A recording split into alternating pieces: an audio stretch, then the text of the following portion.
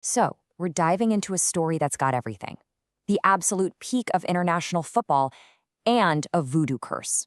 Yeah, you heard that right. Okay, just picture this for a second. Your team just lost the biggest, most important game they've played in years.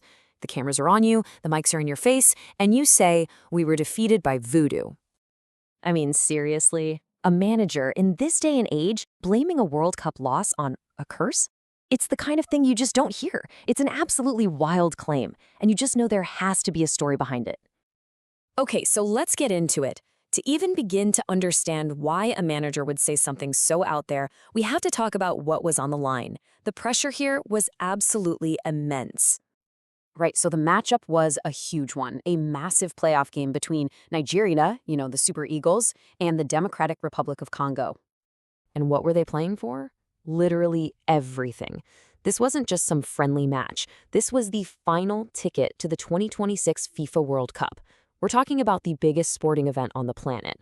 Win, and you're in. Lose, and your dream is over. Just like that. So, think about it. All those years of training, a whole country watching and hoping, and it all boiled down to this one game.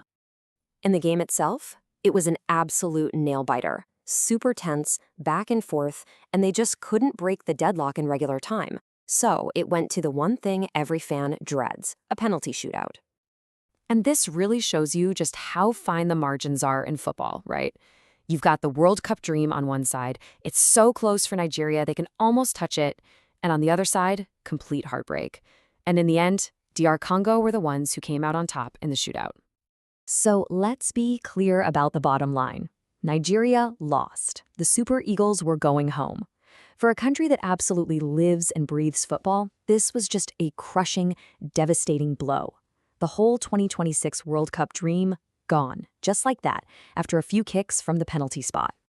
And it's in that moment, with all that raw emotion and disappointment, that the manager came out with his, let's call it, unusual explanation. So, yeah, let's unpack this whole voodoo thing. So we come back to this quote from the manager, Éric Chelle. Now that you know what was at stake, how they lost, the words hit even harder, don't they? It almost sounds like he's not just making an excuse, but blaming something, not of this world. But what does voodoo even mean in this context? I mean, are we talking about the Hollywood version with dolls and pins? Turns out, no. This wasn't just some throwaway comment. He was actually referring to something very specific. And here's the key detail. The word he actually used was maraboutage. Now, this is a real thing. It's not just a general term for a curse. It refers to a specific type of sorcery from parts of West and North Africa. So Chelle was making a direct, pretty serious accusation against the DR Congo staff. So this is what it all boils down to, really. How on earth are we supposed to take this? I mean, in the world of pro sports in the 21st century, is this real belief? Is it just a crazy excuse? Or is something else going on? There are really kind of three ways you could look at this. Option one, he genuinely believes it. It's part of a cultural belief system where supernatural stuff can actually affect a game. Option two, it's a smokescreen. A smart, calculated move to take all the heat off his players and put it on this wild story. Or option three, the pressure just got to him. The psychological stress of a game that big can make people say and believe some pretty strange things. And in the end, that's what's so interesting about this whole thing. It leaves you with this bigger question that goes way beyond just one football game. In these super high-stakes moments when everything is decided by a split second, where's the line between what someone truly believes and what's just a really good excuse?